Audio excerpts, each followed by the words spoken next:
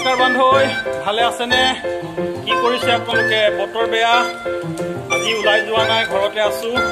গতিকে ভাবিছোঁ এটা ব্লগকে বনাওঁ, আপোনালোকেও চাব পাৰিব। যিহেতু লাগেই নহয় এটা আৰু কিনো কৰিম আৰু আপোনালোককো কথা পাতি থকা হয় আপোনালোকৰ লগত। বতৰ বেয়া, ঘৰৰ পৰা ওলাই যোৱা নাই, এটাকে ভাবি আছোঁ দেখুৱাম আপোনালোকক এটা নতুন ভিডিঅ' আৰম্ভ কৰি। ভিডিঅ'টো এনেকুৱা এটা ভিডিঅ' যিটো ভিডিঅ'য়ে পাৰ হৈ যোৱা সময়বোৰৰ কিছু স্মৃতি মনলৈ আনিব আৰু সেই স্মৃতিবোৰ ৰোমন্থন কৰিম বুলি আজি আমি ভাবিছোঁ। গোটেইকেইটা নহয়, ভণ্টি দুজনী নাই, মা আছে আৰু পূজা আছে, পূজামণি দুজনাৰ মাক। আজি বতৰো বেয়া, গতিকে ক'তো ওলাই যোৱা নাই, একো কামো কৰা নাই, আমি এটা ৰুমত আছোঁ। আৰু এই ৰুমটোৰ বিশেষত্ব হৈছে, এই ৰুমটো হৈছে ভণ্টিৰ ৰুম, কিন্তু তাই বিয়া হোৱাৰ পাছত আমি এই ৰুমটোত কাপোৰৰ গুদাম কৰি থোৱা হৈছে। কাপোৰৰ গুদাম মানে কি, পুৰণা কাপোৰবোৰ আমি ইয়াত ৰাখিছোঁ। পুৰণা বুলি ক'ব নোৱাৰি, আচলতে নতুনো আছে, তাত ভালো আছে।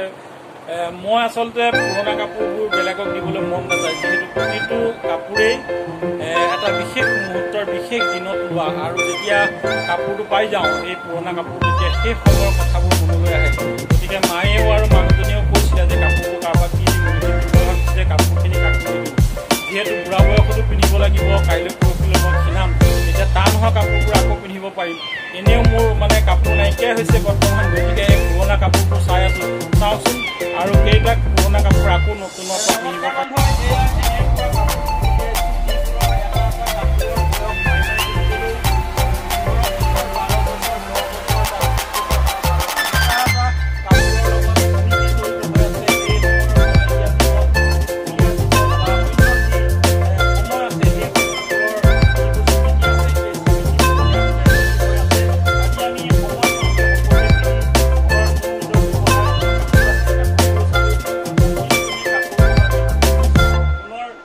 দিবলৈ হওক বা মোৰ কাপোৰখিনি মই সযতনে ৰাখিছোঁ, যেতিয়া ফুৰিবলৈ আকৌ পিন্ধিব পাৰিম, যিহেতু কাপোৰে হৈ আছে, কিন্তু মোৰ বডিটোৰ লগত খাব পাৰে আৰু কিছুমান মডেল চেঞ্জ হৈ গৈছে। মই দেখুৱাইছোঁ জিন্স পেণ্টৰ মডেল চেঞ্জ হৈ গৈছে, মানে আগতে চাই আছোঁ কাপোৰবোৰ, মোৰ কাপোৰবোৰ কিবা নতুনকৈ ওলাই নেকি, নতুনকৈ নহয়, পুৰণা কাপোৰবোৰ পিন্ধিব পৰা কাপোৰ ওলাই নেকি চাই আছোঁ। যদি পাওঁ আকৌ ভালকৈ ধুই মেলি ইস্ত্ৰি কৰি পিন্ধিব লাগিব, যিহেতু কাপোৰৰ নাটনি হৈছে। যিহেতু এই পেণ্টটো দেখোঁতে গম পাইছে যে এইটো কোনটো জামানাৰ পেণ্ট। যেতিয়া বহল ওলাইছিলে, পেণ্টবোৰ বহলকৈ পিন্ধিব লাগে।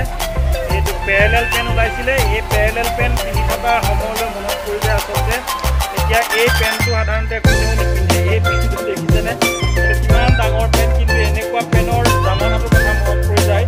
কিন্তু এতিয়া এনেকুৱা পেণ্ট নিপিন্ধে, ইয়াতকৈ অকণমান টান কৰিলে। গতিকে মই ভাবিছোঁ এইটো এতিয়া এই জামানাৰ লগত মিলাই ল'বৰ কাৰণে আমি দৰ্জিৰ ওচৰলৈ যাব লাগিব, আৰু দৰ্জিয়ে যদি এই জামানা কৰি দিয়ে তেনেহ'লে নিশ্চয় পিন্ধিব পাৰিম।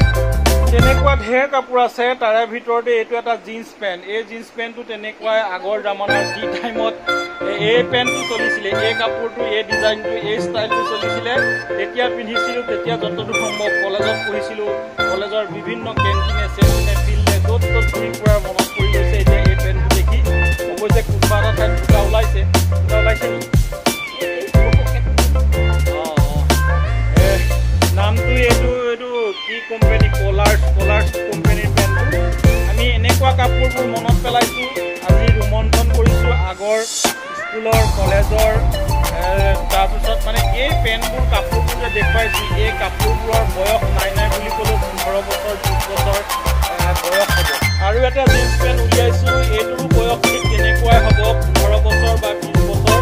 যিহেতু মোৰ এতিয়া 22 বছৰ, 22 বছৰ নহয়, মোৰ বয়স এতিয়া কম জানো নেকি, মোৰ বয়স এতিয়া 39 বছৰ ৰানিং আছে। গতিকে এই পেণ্টটোৰ বয়স 15 বছৰ বা 20 বছৰ হ'ব। যিহেতু সেই জামানাৰ পেণ্টটো মানে আজি জামানাৰ পেণ্টবোৰৰ লগত নিমিলে, গতিকে এই পেণ্টটো দেখিলে গম পাইছে যে কোনটো জামানাৰ পেণ্ট। আৰু এটা চাৰ্ট ওলাইছে, এই চাৰ্টটো 89 বুলি লিখা আছে চাৰ্টটো। গতিকে সেই জামানাৰে হ'ব, 93 মানৰ হ'ব, যেতিয়া হাই স্কুল নহয়, হায়াৰ ছেকেণ্ডেৰী যেতিয়া পঢ়ি আছিলোঁ তেতিয়া লোৱা এইটো চাৰ্ট। মই দেখুৱাইছোঁ, যিহেতু সেই টাইমত মোবাইল নাছিলে বা এনেকৈ ধৰণৰ মোবাইল নাছিলে, আৰু এই চোলাটো পিন্ধি ফটো মাৰি থোৱা নাই, ফটোত মানে এই চোলাটো নাই। গতিকে এই চোলাবোৰ মই এতিয়া উঠিব পিন্ধিব পাৰিম যিহেতু মানে সদায় একেটা চোলাকে একেটা চাৰ্টকে এটা পেনকে যদি আমি পিন্ধি থাকোঁ ফটো ফেচবুকতে হওক বা ব্লগ বনাওঁতে হওক বা যিকোনো টাইমতে একেটা চোলাকে ভাল নালাগে গতিকে এই পুৰণা ষ্টকৰ কাপোৰবোৰ মই উলিয়াই লৈছোঁ মানে পিন্ধি মানে তেনেকৈ কৈছোঁ আচলতে পইচা নাই বুলি ক'বলৈ অকণমান বেয়া পাইছোঁ আৰু এটা পেন ওলাইছে এই পেনটো ঠিক তেতিয়াৰে মই দেখুৱাবলৈ কৈছোঁ এই পূজাই দেখুৱাইছে এইটো এটা পেন এই পেনটো দেখিলে গম পাব যে এই পেনটো এতিয়া চলে নেকি নচলে গতিকে এনেকুৱা বেল বুটাম টাইপৰ পেন মোৰ কেইবাটাও আছিলে সেই সময়ত পিন্ধি থকা গতিকে চাইছোঁ এই পেনবোৰ চাই আজিৰ দিনটো অতিবাহিত কৰিছোঁ যিহেতু বাহিৰত বৰষুণ আমিবোৰে মা আছে মই মাকো দেখুৱাইছোঁ মায়ে তদাৰক কৰিছে ইয়াত অৱশ্যে মাৰ বহুত পইচা সোমাই আছে গতিকে মায়ে এতিয়া দেখিলে খং কৰিছে যে ইমানবোৰ পইচাৰে তোক কাপোৰ কিনিছিলোঁ এই কাপোৰবোৰ ইয়াত সোমাই আছে গতিকে আমি ভাবিছোঁ যে এই কাপোৰবোৰ মানে ৰিনিউ কৰিম মানে দৰ্জীৰ ওচৰত নিম অলপমান ডাঙৰ সৰু কৰি ল'ম মানে এই মণিয়ে মানে পোৱা নাছিলে এই কাপোৰবোৰ দেখা নাই তাই বিয়া পতা বেছি বছৰ নাই হোৱাটো গতিকে এই কাপোৰ তাইও ভাবিছোঁ যে এই চোলাবোৰ যে দেখা নাছিলোঁ এইটো এটা ধুনীয়া স্পৰ্টিং যি টাইমত পিন্ধিব লাগিছিলে তেতিয়া পিন্ধিছিলোঁ কিন্তু যেতিয়া স্কুলত সোমালোঁ অৱশ্যে মই স্কুলত এতিয়াও স্কুলত কৰোঁ সাংবাদিকতাটো কৰোঁ গতিকে এনেধৰণৰ স্পৰ্টিংবোৰ যিকোনো সময়তে পিন্ধিব নোৱাৰি এতিয়া ভাবিছোঁ ভালকৈ দেখুৱাই দে স্পৰ্টিংটো এইটো এটা সুন্দৰ স্পৰ্টিং এইটো স্পৰ্টিঙো মই যেতিয়া পিন্ধিব নোৱাৰিছিলোঁ কিন্তু ভাবিছোঁ যে এতিয়া এইবোৰ আকৌ পিন্ধিম যেতিয়া নিজৰ চৰকাৰ আহি গৈছে বয়সটো পাৰিলে অকণমান কমাই ল'ম বুলি ভাবিছোঁ 22-23 বছৰমান কৰি ল'ব পাৰিলে ভাল হ'ব গতিকে এই স্পৰ্টিংবোৰ আমি পিন্ধিব পাৰিম দেখিছেনে আপোনালোকক দেখুৱাইছোঁ স্পৰ্টিংবোৰ আপোনালোকৰ এনেকুৱা যদি পুৰণা স্পৰ্টিং কাপোৰবোৰ আছে তেনেহ'লে উলিয়াই ল'ব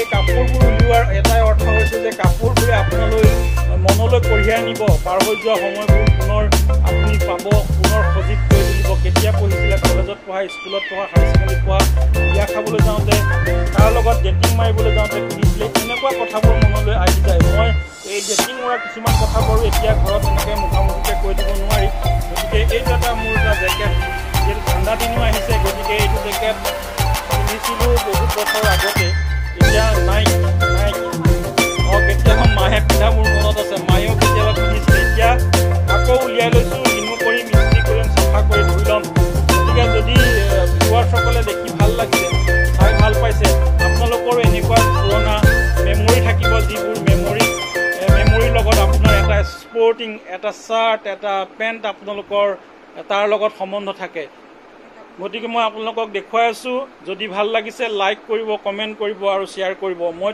আৰু দেখুৱাম এনেকুৱা ধৰণৰ চাৰ্ট বহুত আছে কাৰোবাক দিবলৈ মন যায় কিন্তু দিলে বেয়া পাব বুলিয়ে পুৰণা কাপোৰবোৰ সাধাৰণতে দিয়া নহয় কৈছোঁ যে কাপোৰবোৰ দিবলৈ বেয়া লাগে এইটো কাৰণে যে পুৰণা কাপোৰ দিলে বেয়া পাব নেকি কিন্তু তাৰ অন্য এটা কাৰণো আছে যে প্ৰতিটো কাপোৰৰে মূল্য সেই সময়ৰ বেলেগ আছিলে আৰু মূল্যতকৈ সেই সময়ৰ যি স্মৃতি সেই স্মৃতিবোৰ পৰিৱেশবোৰ সজীৱ কৰি থাকিবৰ কাৰণে মই কাপোৰবোৰ আচলতে সযতনে ৰাখোঁ অকল অৱশ্যে মোৰ কাপোৰেই নাই ভণ্টি দুজনীৰ কাপোৰো ইয়াত আছে এয়া পিকিয়ে অন্য হাতে এনেধৰণৰ কাপোৰবোৰ উলিয়াইছে যিবোৰ কাপোৰ ভণ্টিহঁতি ব্যৱহাৰ কৰিছিলে যিহেতু দুইজনী ভণ্টিয়ে এতিয়া বিয়া হ'ল গতিকে সেই সময়ৰ পিন্ধা কাপোৰবোৰ এতিয়া অপ্ৰয়োজনীয় হৈ পৰিছে যেন লাগে কিন্তু এই পিকিয়ে অলপমান সহায় কৰি দিছে বাচিছে যে কোনবোৰ কাপোৰ আকৌ আমি পিন্ধিব পাৰিম নেকি আকৌ পিন্ধিব পাৰিম মানে মোৰ কথা কোৱা নাই পিকিয়ে পিন্ধিব পাৰিব নেকি বা ভণ্টি দুজনীয়ে পিন্ধিব পাৰিব নেকি আৰু এটা স্পৰ্টিং এইটো বহুত বছৰ আগৰ অৱশ্যে তাৰে ভিতৰতে কেইটামান স্পৰ্টিং